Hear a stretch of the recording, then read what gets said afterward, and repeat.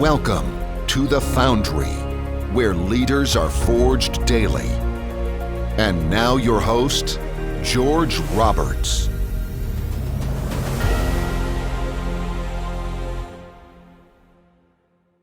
Welcome back, entrepreneurs. Today we have Jesse Fragale. Jesse is a real estate broker and investor based in Toronto. He is a vice president at Avison Young Commercial Real Estate, where he focuses on office leasing and investment sales. Over the past 12 years, Jesse has invested in various asset classes, including student rentals, single-family homes, condos, and apartment buildings. He is also the host of the Working Capital Real Estate Podcast. Welcome, Jesse. Hey, George. How's it going? Awesome. And it's great to have you today because I feel like you're a different guest than who I normally have on the show. You're not just an active real estate investor, but you're also in investment sales and also a tenant representation broker. So we're going to just throw out the script today and we're going to do things differently. So the first thing I'd like to ask you is tenant representation broker. That's an interesting term. Tell us what a tenant representation broker does. Yeah, no problem. Well, first of all, thanks for having me on, George. I appreciate it. In terms of tenant representation, basically, for people, the easy answer to that is, just like everybody on the multi-res or single family side rents places, same thing happens for companies. So on the tenant representation side, we're the ones that are oftentimes finding these larger companies or startups finding their homes in the form of office space. Tenant rep in general, we typically just call it tenant rep. It spans from every different asset class. So retail, industrial, office. So, and just knowing those different asset classes, you can see the different types of companies, Amazon, Starbucks, or, Facebook's offices. So that's pretty much what we do. We find space, sublease existing space, list space, put it onto the market. And then the other side of my practice area is investment sales. And that's usually focused on pretty unique assets, flex office space, industrial. It's the kind of the stuff that is in between, because we do have at Avison Young an actual department or area that covers capital markets. So the big stuff in commercial real estate sales, and then we have an apartment group that, not surprisingly, focuses on apartments. Awesome. And again, you are focused in the multifamily space. So in investing, that's where my focus is. The day job, it is office leasing. Office is the main asset class. Exactly. And that's super cool because, one of the questions that people sometimes get is about conflicts. So then I see that that's obviously one way that you're avoiding that. You're working in a different asset class than you invest. Yeah, that's exactly correct. I'd love to be able to purchase whatever $300 million office buildings, but that's not going to happen. Not to say that there aren't smaller office buildings, but basically the downtown Toronto market, not dissimilar from a lot of major markets, is filled with these larger office buildings, predominantly pension funds, real estate investment trusts, family offices. That's typically the ownership groups. But yeah, in terms of actually conflict of interest, once you start getting into the space of being in the same vertical and investing in that vertical, if your scale is the same as your brokers in that you're buying stuff that's you're looking for clients, yeah, there could potentially be a conflict there. Yeah, exactly. People wonder, well, if it's so good, why don't you purchase it?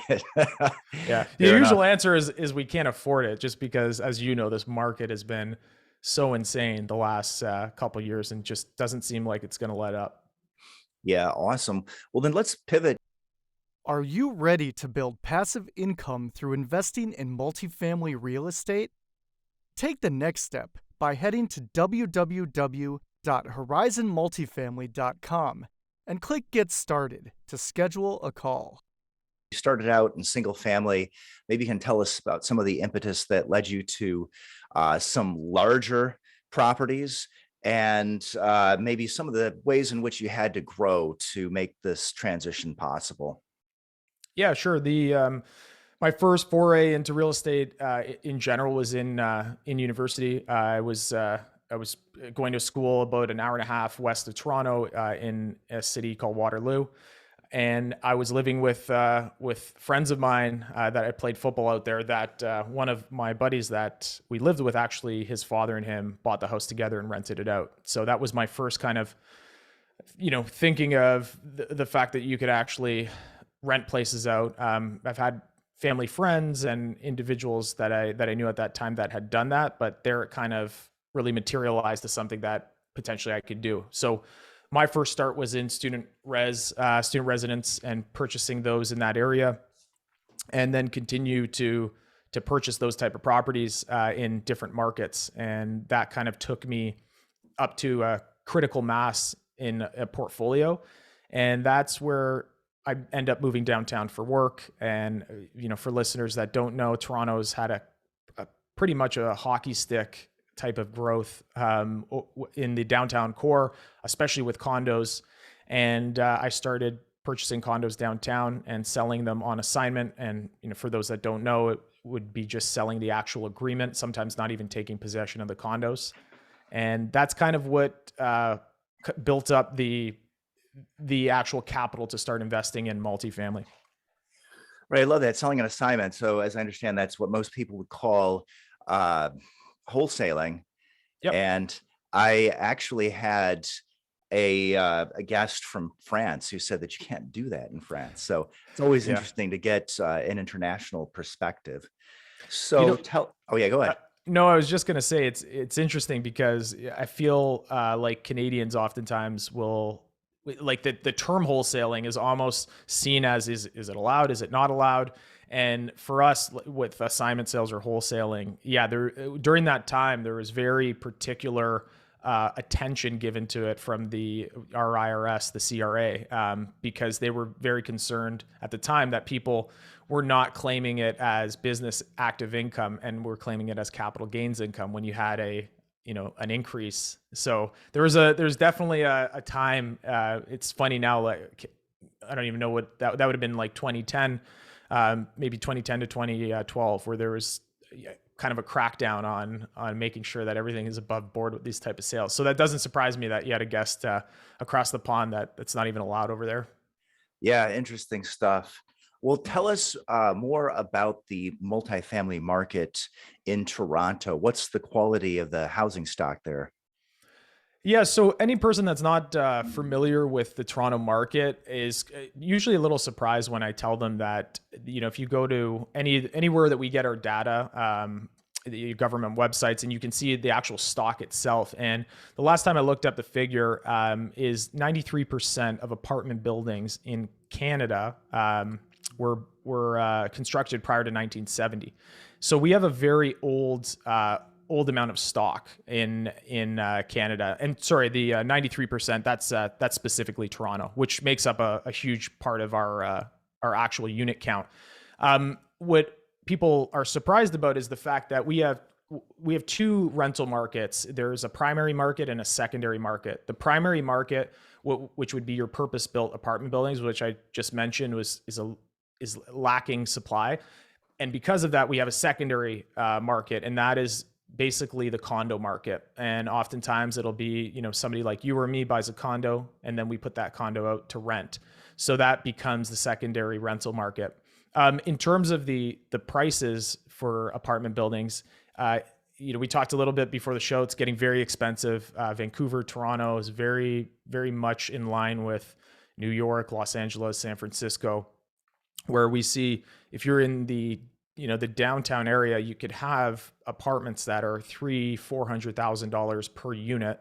And then, if you're going into smaller apartments, that could even be north of that price. So a very expensive market right now. Right. And what are some of the factors holding back new supply or new construction in Canada? Yeah, so I mean that is the critical piece. We have a lack of supply, and there's a bunch of different theories. I'm not an expert in this area, but I would just say that my opinion is that some of the regulations are in opposition of development are part of the reason that we're not developing enough. There's easy things where, I've seen studies where the west part of Toronto, if they allowed more people to be able to have accessory apartments and kind of give the ability for them to do that, we would actually be able to solve some of this affordable housing issue that we have. The other major thing I think is the government in every province has some form of rent control or rent stabilization. And it's just much easier from a development point of view is, George and Jesse, we build a property, we sell it off as condos, we get all our money back, and then we're out. Whereas if you're looking at an apartment project, I don't think the rental rates, they're starting to change, but I don't think for the most part, the rental rates are really at the point where we're seeing a flood of people building purpose-built. But I mean, I think that is changing. We're starting to build more purpose-built, and I think that's a good thing because I think it's going to be a key in solving the affordability issue. But yeah, we are. I think you guys have 4 or 5 states that have rent control or some form of it, and we're kind of the flip. We have no provinces that don't have some form of rent control. Interesting. And I'm glad you're bringing the Canadian angle and the government, because I do have a few interesting questions for you. I think that our listeners would like to know, is it easy to invest in Canada if you're coming from outside of Canada?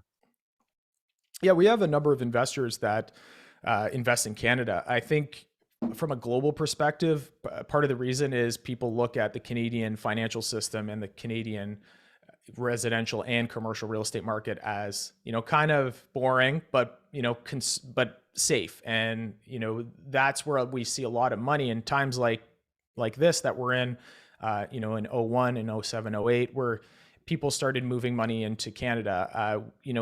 Boring is good if you want to preserve capital and you're trying to look at a portfolio or you're looking at investments, and you're trying to limit risk.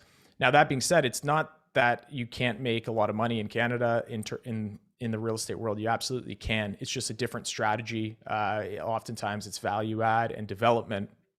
And we don't have the benefit of the 1031 exchange that, our neighbors to the south have. So for us, when we sell an asset, there's going to be some sort of taxable event.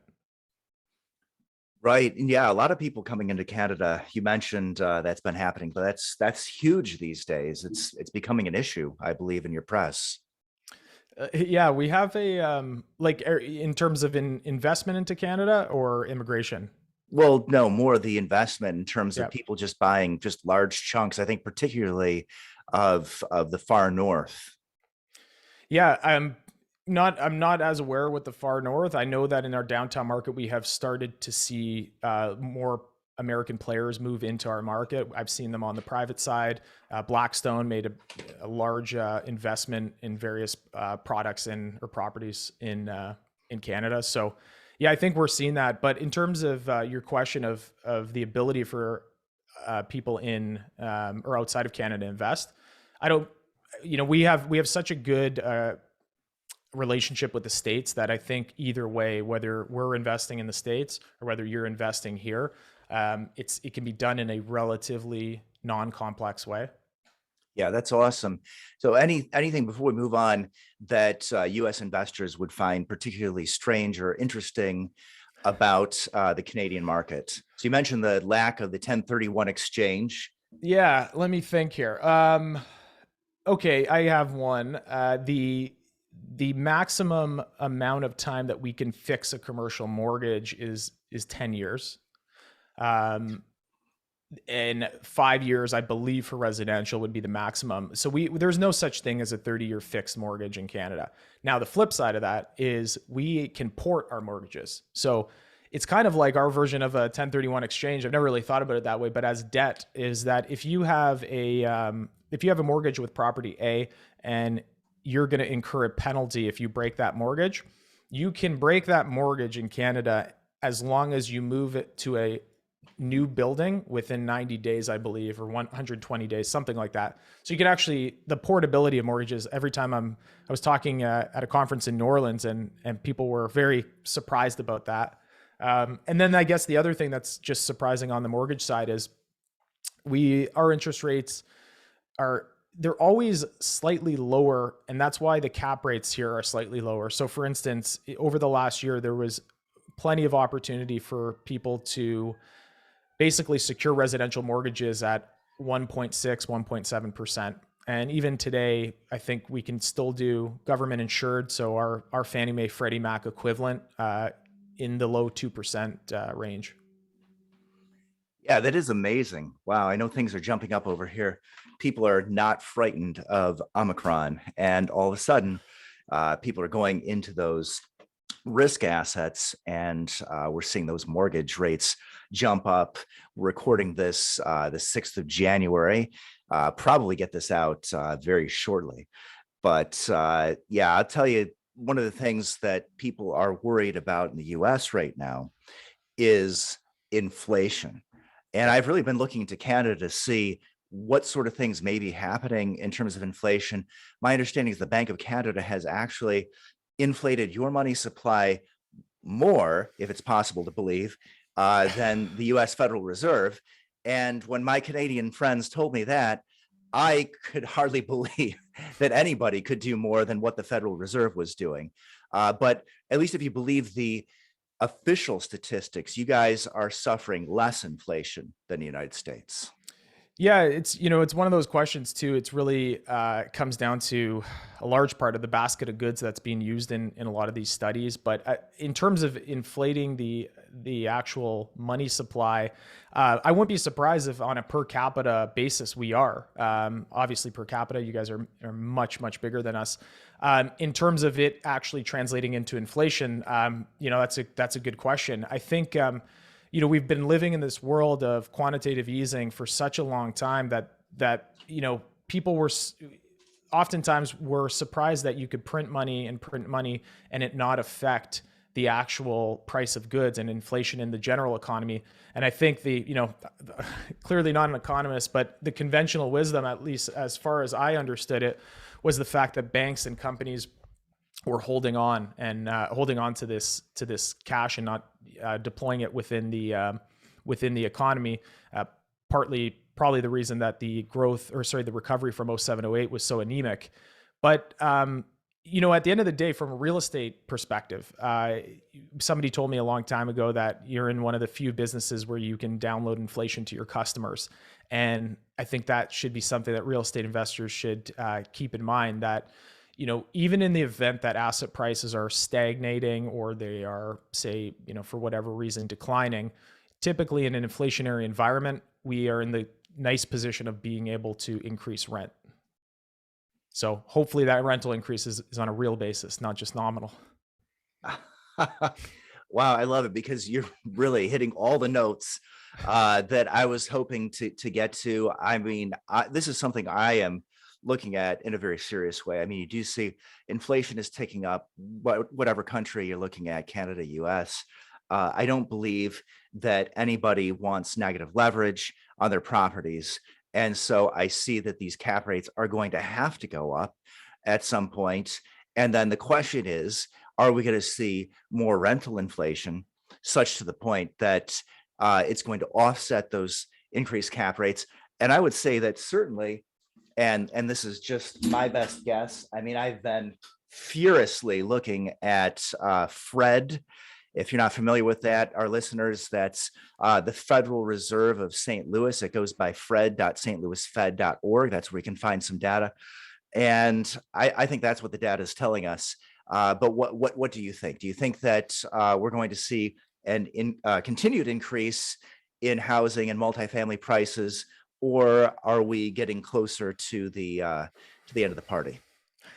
Yeah, it's one of those things where if you've been in real estate for the last, 10, 15 years, there's been a number of times where that question's been asked and people have said it's coming to the end, and then we've seen asset values continue to increase. I guess for me as a lay person, not an economist, I take stock of is, number one, as a real estate investor, asset prices. Okay, so asset prices are continuing to rise in these asset classes that we've been talking about, say industrial and multi-res. Okay, can that happen forever? What would be the constraint? And to me, as long as interest rates are as low as they are, if they continue to stay as low as they are, and the Bank of Canada or the US doesn't increase them, I don't see that downward pressure on asset pricing. However, I do think that there is a cap from an affordability standpoint with rent. And that's what I would that's a prism I would look at this scenario, at least in the Canadian context. Because at the end of the day, yeah, you can have cheap money, and there's a lot of money, as you know, in the market right now, less and less product.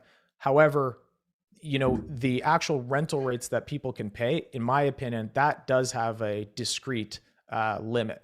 And I think that limit will be reached before asset values will be reached. So I think that if we continue to go on the path that we're going, 2022, just as an aside, I don't think is going to be a period, at least for me, that we're going to have this issue. I think it's going to be further down the road, because I think the one thing with the pandemic, we've moved forward and stepped back and moved forward. And I think right now there's slack for us to actually increase rental rates, at least in our market, by probably 20%, because it was so depressed from COVID. So long story short, I do think that there will be actual inflation that does get into the economy, and that at a prudent, if our governments are prudent, interest rates will rise. I just don't see it happening in the foreseeable future, the short term.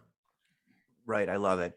And I think that, again, you brought up many important things. We have to see what's happening in terms of wage inflation. If wages go up, well, then looks like prices could go up. Rents could go up for quite a while. I don't know if people are going to start to in any way allow, usually have that rule. You want to have at least 3 times the income for your monthly rent. Are people going to slip a little bit? Are they going to get greedy? Where are things headed next? I don't know. But I would say, here to bring in the American perspective again, I have a report from the New York Fed, which says that dated November 3rd, 2021. So the desk is still directed to increase holdings of Treasury securities and agency mortgage-backed securities, but no longer commercial mortgage-backed securities. So that's as of November 3rd, 2021. So I think a lot of these people in the US who are expecting the government to come in and bail things out and say, hey, we're not going to allow the mortgage rates to rise on apartments and other forms of commercial.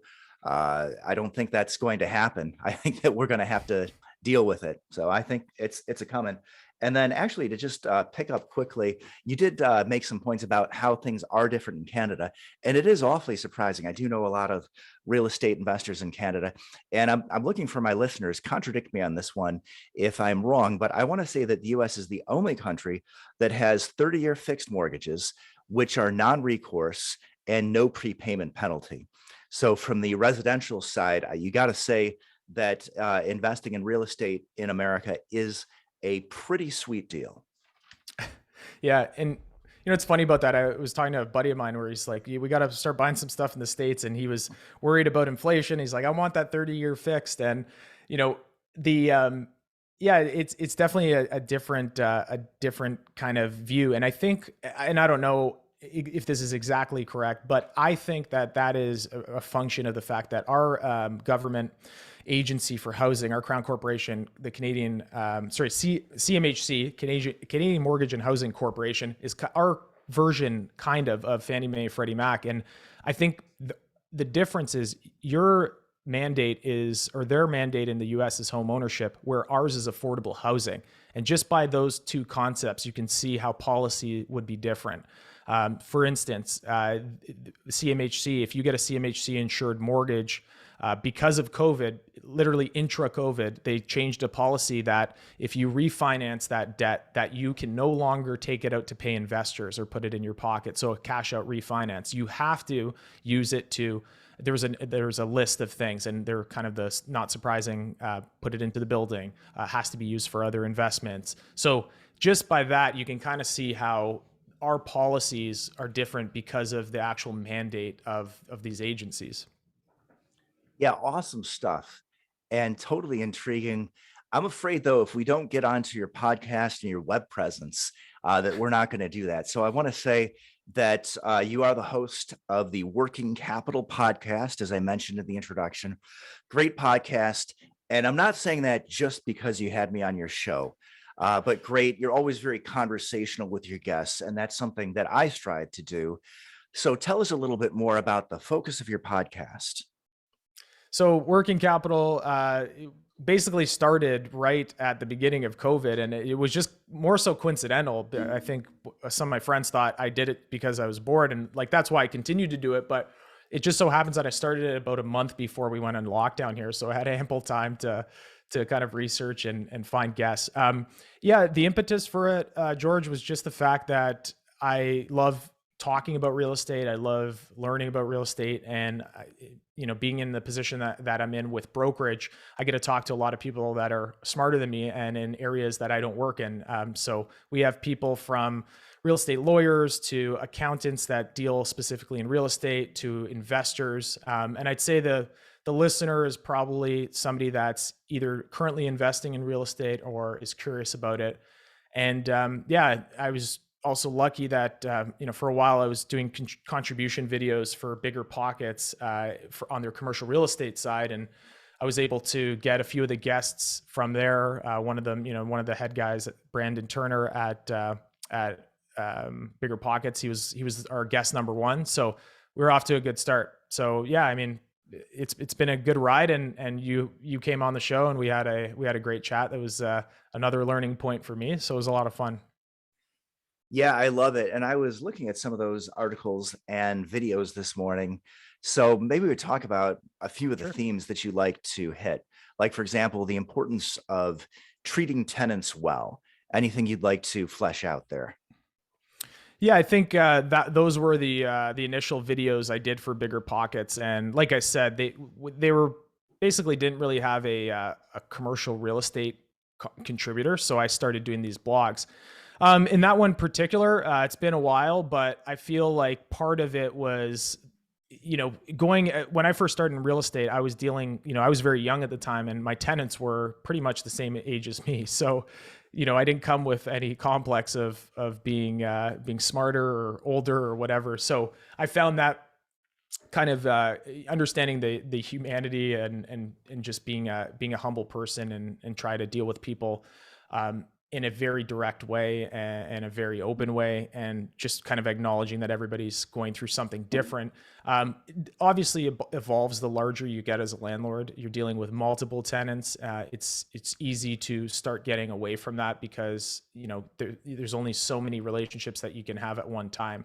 But I think the takeaway with that was just not forgetting the fact that these are real people living real lives in your buildings, and you have an opportunity to be a landlord and kind of a duty to make sure that I think you do it in a way that sustains integrity. So, yeah.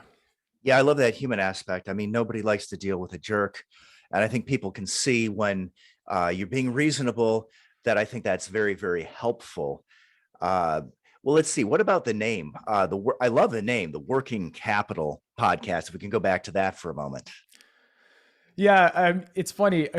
It's initially I had the logo. I literally had a bunch of cartoon characters, and they were little like coins and dollars, and they were basically, if you've ever seen the famous picture, I think it's in New York, where there's a bunch of workers sitting on a beam up in the sky, and so those were my little working capitals because they're money. And then it just kind of evolved. We scrapped that particular thing. And then I still like the idea of working capital in the accounting sense of using capital and that definition, but also trying to the actual adjective working capital, taking money in real estate and deploying it in a proper and prudent way that gets you your highest return. And I was just speaking to somebody before our chat here, and we were talking about how these extremely expensive markets like mine and like many in the States, we're starting to get away from this idea of cash flow, and we're starting to move toward,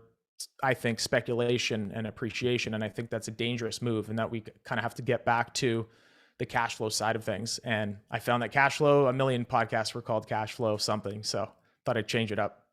I love it. So it's more about deploying capital than the idea of like working capital in the accounting sense.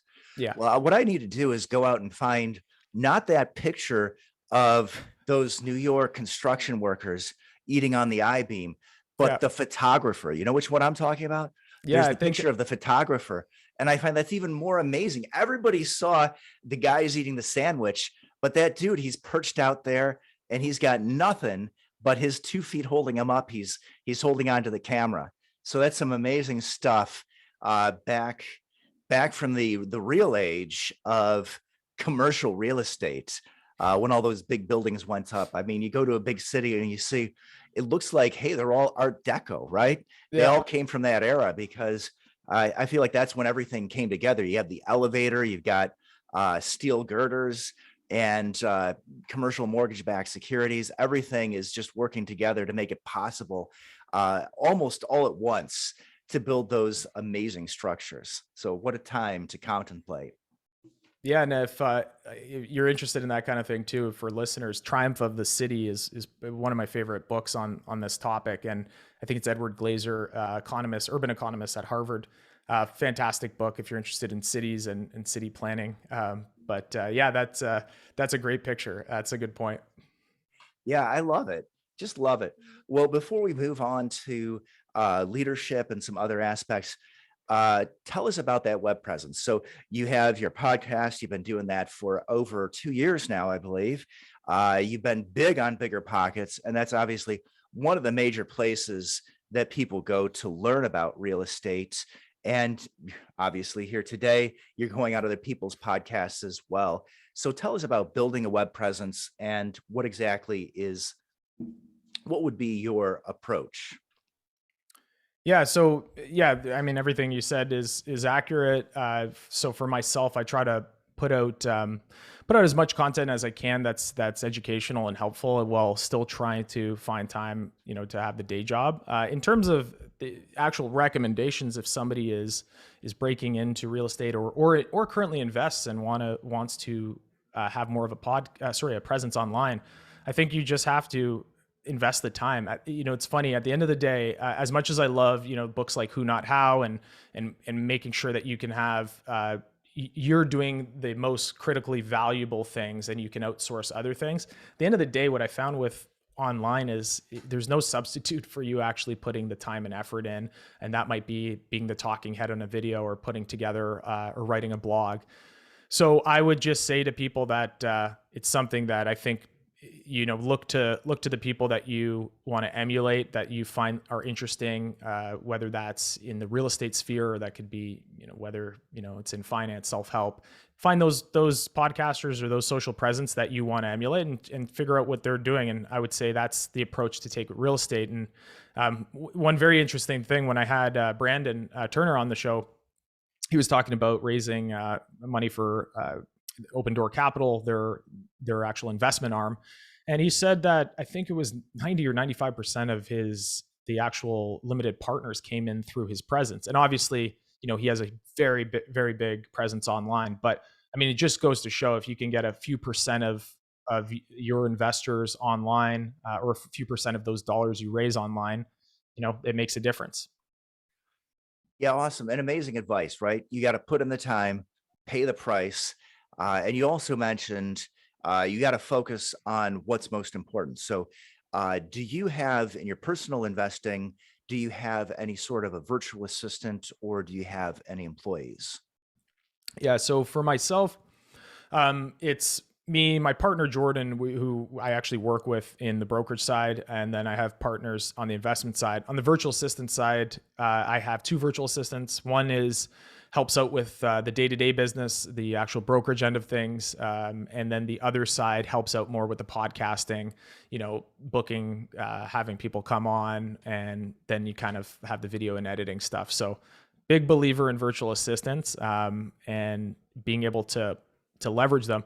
One thing I've learned, I think, over the last year, though, is it's just like, I should have known, but I had to learn the hard way. It is that just because you hire a virtual assistant, it still is garbage in, garbage out. And what I mean by that is, if you don't put in the time to train somebody properly, and it's no fault of their own, you can't expect them to be a top tier virtual assistant for you. So again, it goes back to putting in the time. And the one nice thing with VAs is that it's a discrete amount of time. You put it in, and then you set everything up, and then it should be, relatively easy sailing from there.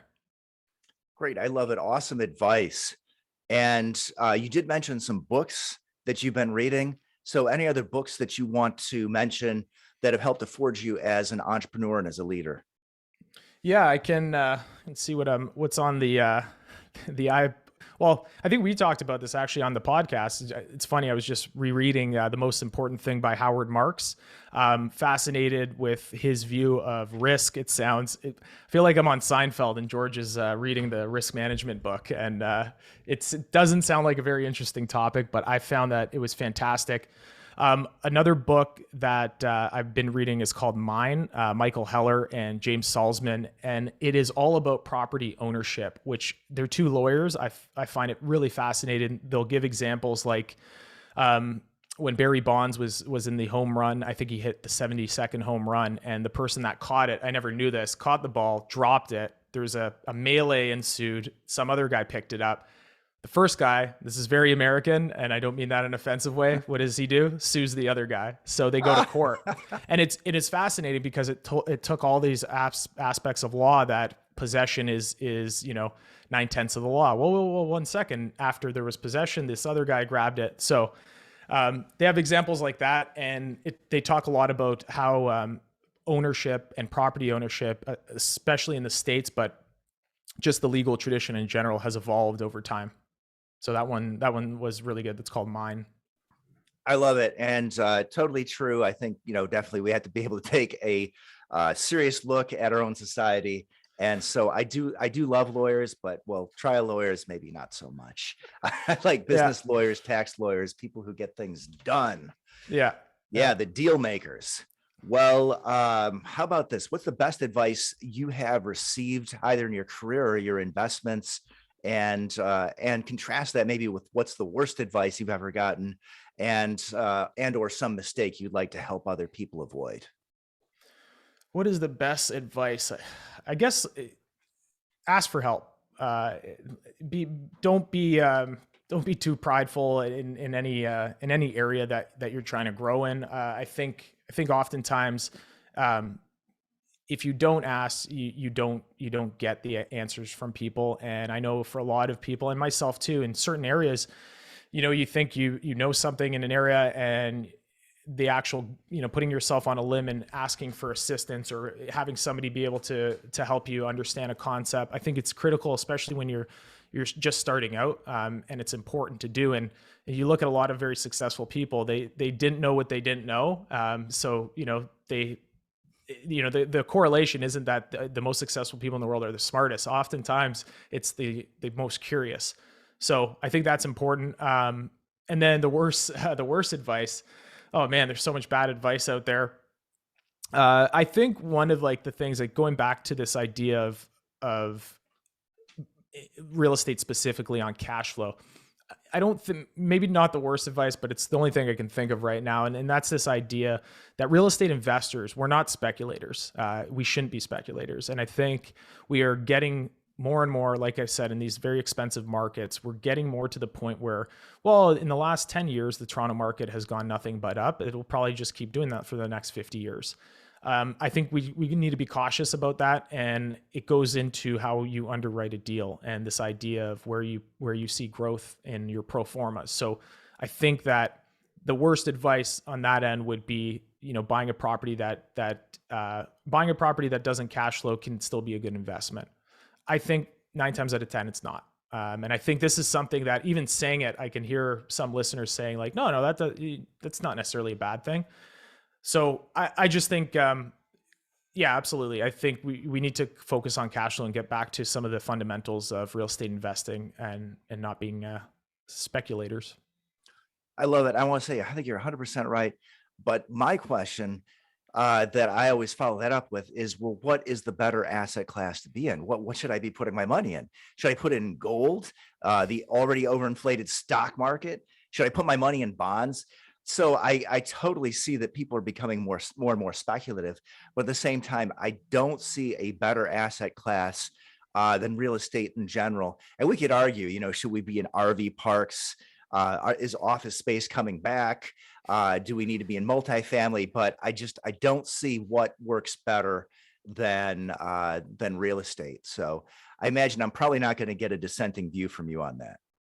Yeah, no, you're not. And one thing a professor, I always remember a professor of mine saying was and it was in a specifically a real estate finance course. And he said, not making a decision is a decision. So I think, when people say, should I put in this asset class? Should I put in this asset class? If somebody says, I'm not going to invest in any of them, it's a formed decision on the available options to you. So the idea of not doing anything, thinking that is you being precluded from a decision, I think it's something you need to think about.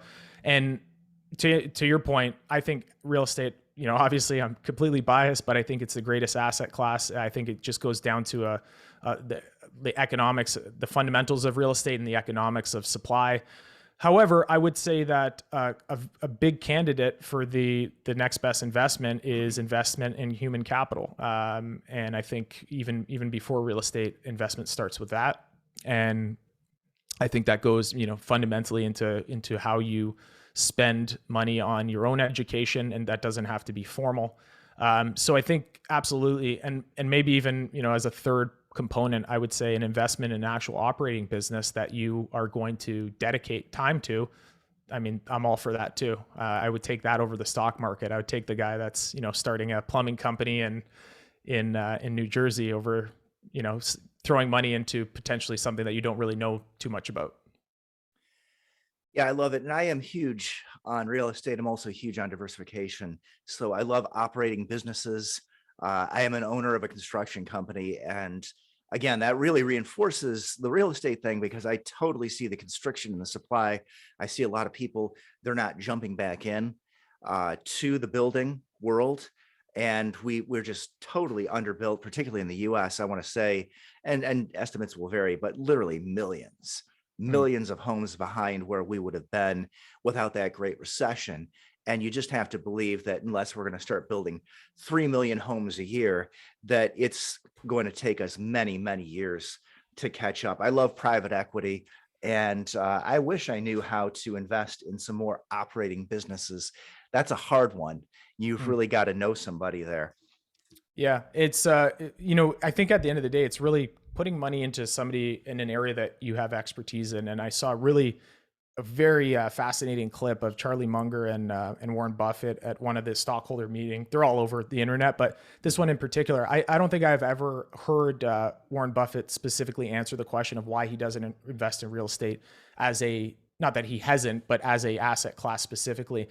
And his answer at the time was the fact that his corporate structure is not the most optimal, number one. I can't remember if it was S or C Corp, but he said that it's not the vehicle that is the most tax advantage for us to buy operating companies and us to invest in real estate. And he said, we kind of missed the boat in 89 to 95, I believe. Anyways, it was a certain time period. But he basically said, and lastly, and the most fundamental, is that it's not an area that we have particular expertise in. And for the best investor in the world to say that, it just goes back to the humility aspect of being able to know what you do best and focus on that. I love it. Awesome.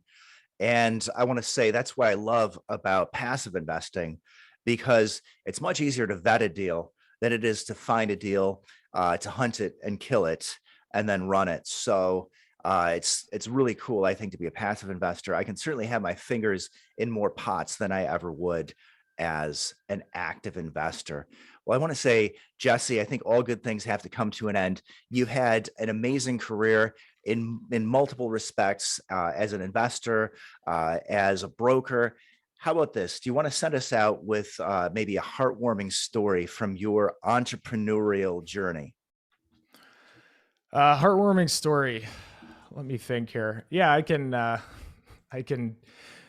you know what? I'll put it off as the fact that take it back to the first few investments that I bought. I think I don't know if it's heartwarming, but I think that I would never have gotten into real estate if it wasn't for assistance from my parents. Oftentimes you look at a lot of these podcasts and you hear people say that, they tell you the story of real estate, and oftentimes they were super young, and I was 18 and I bought a $10 million place, and they never really talk about the actual, well, how did you get the money to build the first property or do this? And I've always tried to be as open as possible with how I acquired my first property, and it really came from me putting my own money down, but also having my mom at the time. Dad didn't believe me until the third property or second, I can't remember, but she had the faith in me and was able to sign for be a guarantor on the loan that we needed to close. So I think that was the fact that everybody, I don't care who you are, everybody gets assistance in some way in this industry. And I think for people listening, there's so much proliferation online about millionaire gurus that I think just keep in mind that even if they don't say it, everybody had a leg up at some point in their life. It's part of the family aspect of our industry. Yeah, I love it. So many businesses launched through families. I always have to say, you need a really strong partners, and your family is got to be one of the very best opportunities where you can find partners like that. There's a reason that most businesses start out as family businesses. So I want to thank you for an amazing interview, Jesse. So glad you were able to make it on the show today. George, my pleasure. Thanks for having me.